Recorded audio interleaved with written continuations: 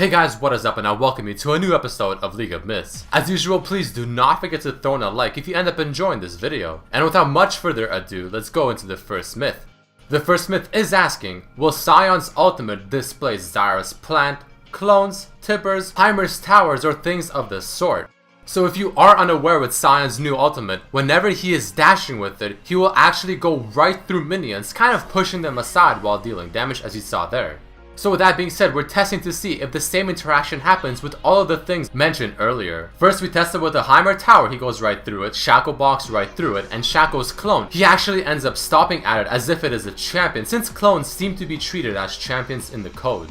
Next we decided to test it with Zara's W, Zara's plant, and Tibbers. I run right over the seed, deal 1 damage to the plant but do not displace it, and deal damage and knock up the Tibbers. So it does seem like the plant has kind of a unique interaction there. But then we also decided to test it with something like a ghost. So we end up using Yorick's ultimate to ult Gragas, and we let the Gragas take control of the ghost. And as he positions himself, I pop my ultimate and I run right at him. But even though it's a ghost and not a clone, it still ends up stopping the ultimate. So we thought maybe it's because the player is still controlling the ghost, therefore treated like a champion. So then we tested with the regular version of the ghost, this time Yorick controlling it, thinking that it won't be treated as a champion, but the ultimate still stops at it. The second myth is going to be asking, if Nami E's a LeBlanc clone, will its auto attacks now deal damage? So once again, if you're unaware, LeBlanc's clone can auto attack, but its base auto attacks do not deal any damage, as also stated within the tooltip.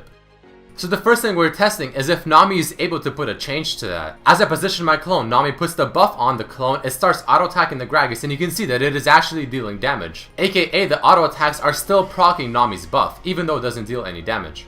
So then we decided to test it with Lulu's buff. Same thing happens, we proc the passive, Lulu puts the shield onto LeBlanc with the Pixie, but as LeBlanc's clone is attacking, it is not activating the Pixie's auto attacks, making it seem like it only works with on-hit effects, but not on-attack effects. The third myth of this episode is asking, how does Poppy's ultimate interact with Quicksilver's Sash or Cleanse?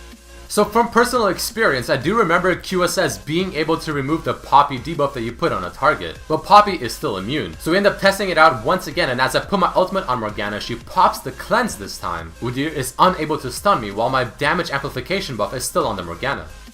So we learned that hard CC will not affect it. But what about a snare, and this time using QSS instead? I use my ultimate on the Udyr, he pops QSS, Morgana is still unable to bind me because the ultimate is still active. But what's more interesting is the fact that my debuff that it places on Udyr is still active on him even after the QSS.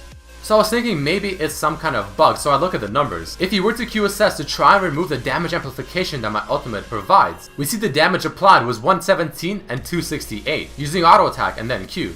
Now comparing the exact same damage numbers, but this time without using QSS, it still does the exact same damage. Therefore we can conclude that QSS no longer removes any part of Poppy's ultimate, not even just the debuff that she places on her target. And the final myth of this episode, is it possible to get negative AD? So this is definitely quite a simple myth. We look at Nidalee and we see that she has 52 AD, so I use Trundle Q and Tryndamere W, and then Nidalee has minus 13 AD, and as you can see her auto attacks are doing 0 damage. So you can clearly have negative AD, but we started thinking, if you do have negative AD and do 0 damage, if you auto attack Dragon, will it still aggro it? So as we prepare to give Nidalee her negative AD, she has negative 13 this time, auto attacks Dragon, but it still aggroes Dragon even though she didn't do any damage. Alright guys, that unfortunately does mark the end of this episode of League of Myths. If you did enjoy, please do not forget to throw in a like and share it with your friends. You can also have a chance to be featured in the next episode. All you have to do is submit your own myth that I select. And you can do so by either leaving a comment underneath this video, posting on my Facebook fan page RedMercyLOL, or tweeting at me, also at RedMercyLOL. But once again, I hope you guys did enjoy this episode, and I hope to see you for the next one. Peace.